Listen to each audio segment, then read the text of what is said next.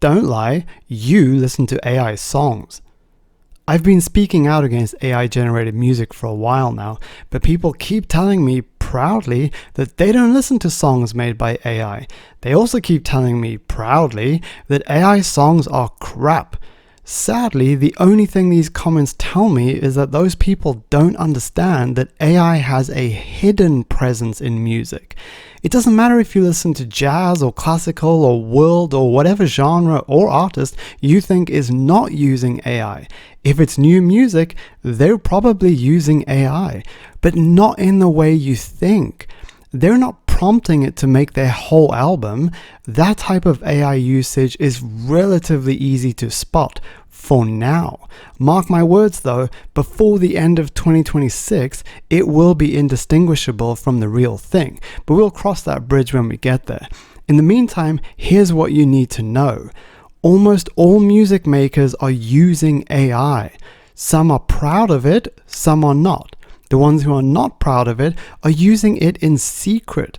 Sometimes they only use it to come up with an idea, sometimes to help them finish a melody they're struggling with, sometimes to write a whole chorus, and yes, sometimes to write a whole song.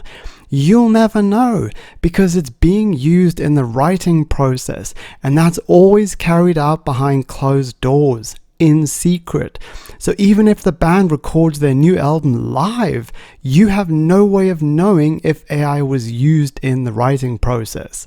If you want to know all the ways that songwriters and producers are using AI in music, watch the YouTube video titled "The AI Music Race is Over" by the brilliant Rick Beato.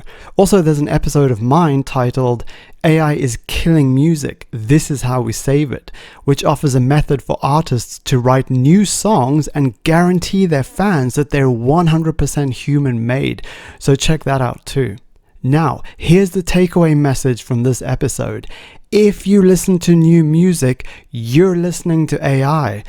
And yes, you guessed it, the only way to be guaranteed that you're listening to 100% human-made songs is to listen to older recordings from before AI was commercially available. In other words, albums from before the 2020s.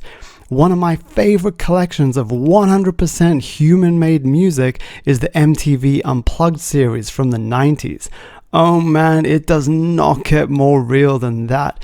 These recordings are infinitely more valuable than diamonds. Cherish them, please. Alice in Chains is probably my favorite one in the series, but Pearl Jam is a close second.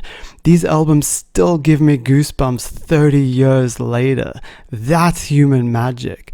AI will never be able to do that. AI can't express the human experience.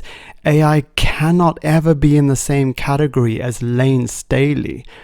Right, now go and listen to the Alice in Chains Unplugged album and be prepared for your spine to tingle as you're about to be touched by true human magic. Just before you go though, if you're interested in learning how to make magic yourself, or if you're already making magic but want to improve, then I invite you to visit hackmusictheory.com and help yourself to the many free downloads. If you're a beginner, start with my free book, 12 Music Theory Hacks to Learn Scales and Chords. It only takes about half an hour to read, then you'll have a solid foundation of the basics. And if you're intermediate or advanced, download the free PDF tutorials, which teach you how to make great music in all different genres. And lastly, I don't paywall any of these episodes as I don't want to exclude anyone. So if you can spare a few bucks, please consider becoming a paid subscriber. It's only about the cost of one coffee per month for you, but if enough people join, then I can pay the rent and keep helping you every week. So if you'd like to see my work continue, head on over to hackmusictheory.com/join. A heartfelt thank you for being here and welcome aboard the Songwriter's Ark, where all the music making skills are being preserved through this global AI flood.